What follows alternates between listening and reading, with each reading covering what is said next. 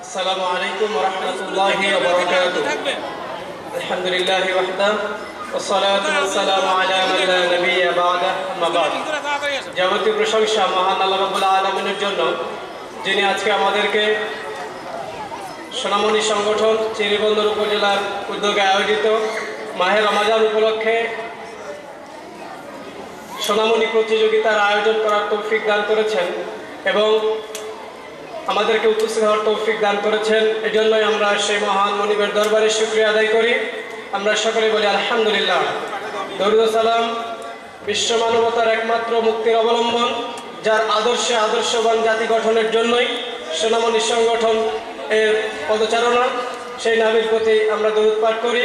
আল্লাহুম্মা সাল্লি আলাইহি আল্লাহুম্মা বারিক আলাইহি। রাসূলুল্লাহ সাল্লাল্লাহু আলাইহি ওয়াসাল্লাম বলছেন, আলা কুল্লুকুম রাইন ওয়া কুল্লুকুম মাসউলুন আন রাইয়াতিহি। প্রত্যেক অভিভাবককে উদ্দেশ্য করে আল্লাহ তাআলা বলছেন, রাসূল সাল্লাল্লাহু আলাইহি ওয়াসাল্লাম বলছেন যে তোমরা প্রত্যেকেই দায়িত্বশীল, আর তোমাদের এই দায়িত্ব সম্পর্কে আল্লাহ তাআলার কাছে কিয়ামতের দিন জিজ্ঞাসিত হতে হবে। প্রত্যেক অভিভাবক যার সন্তান আছে, প্রত্যেক সমাজের নেতৃস্থানীয় ব্যক্তি যার অধীনস্থ ব্যক্তিগণ আছেন, প্রত্যেক সংগঠন যার অধীনস্থ নেতা কর্মীগণ আছেন, প্রত্যেককেরই উদ্দেশ্য করে আল্লাহ রাসূল সাল্লাল্লাহু আলাইহি সাল্লাম আমাদের এই ঘোষণা দিচ্ছেন যে আমরা প্রত্যেকে দায়িত্বশীল। আর একটা সন্তান, একটা সোনামণি যখন ছোট থেকে বড় হয়, পিতামাতা যদি তার সর্বোচ্চ পরিমাণ অভিভাবকত্বের পরিচয় দিতে পারে, সর্বোচ্চ পরিমাণ তাকে যদি রক্ষণাবেক্ষণ করতে পারে, তাহলে অবশ্যই অবশ্যই সে সন্তানটা আদর্শ সন্তান হিসাবে গড়ে তুলতে পারে, গড়ে উঠতে পারে। আর যদি কোনো কারণে এখানে মিস্টেক হয়ে যায়, তাহলে আশায় ঘুরে বালি ছাড়া আর কিছু নয়।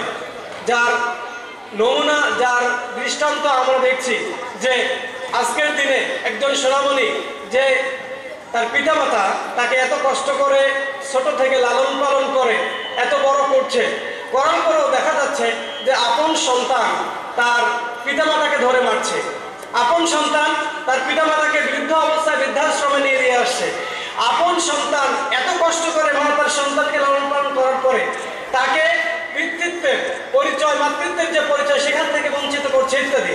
এর পাশাপাশি সমাজের একজন আদর্শবান মানুষ হিসাবে যেখানে গড়ে ওঠার কথা, সেখানে না উঠে একজন সন্তান বেয়াদব হিসেবে পরিগণিত হচ্ছে এবং কুসন্তান হিসাবে আমাদের সমাজে তার পদচারণা আমরা দেখছি।